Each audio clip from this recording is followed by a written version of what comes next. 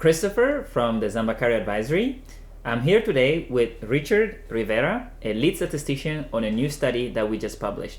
The study itself is entitled The Disintegration of South Sudan, and it covers the period between 2011 and 2017, and the study was also accepted and presented at the annual meeting for the Council for the Development of Social Science Research in Africa, CODESRIA. Today, Richard is going to take us through the methodology, the results, some of the major takeaways from the study, and then I'll come back in and cover some of the implications of that study as it relates to South Sudan. Richard? Thank you, Christopher. We examined data primarily from ACLED, which consisted of information from NGO reports and African media sources.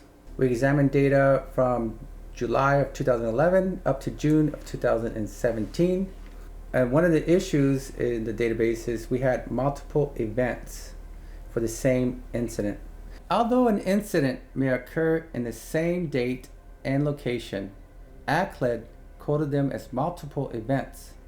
Consequently, there could be a bias in the number of events and fatalities. To mitigate this bias, events with the same date and location were collapsed into the same event, reducing the number from 4,193 down to 1,900 events. We also examined death rates, which were computed by taking the sum of the fatalities and dividing them by population estimates. As can be seen in the map, fatality rate is concentrated in Jonglei and Unity. There were fluctuations in death rates from July of 2011 to June of 2017. Christopher?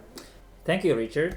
As you can see from that presentation, violence in South Sudan was not even across region or state. So depending on what political event was happening, depending on where the battle was mostly concentrated, this had an impact on where the violent events were occurring. And one of the things we've tried to do with the Zambakari Advisory is to systematically map out the drivers of conflict and the actors that are involved in this conflict. And in so understand the dynamic of the conflict itself, we're able to build better solutions to resolve this conflict.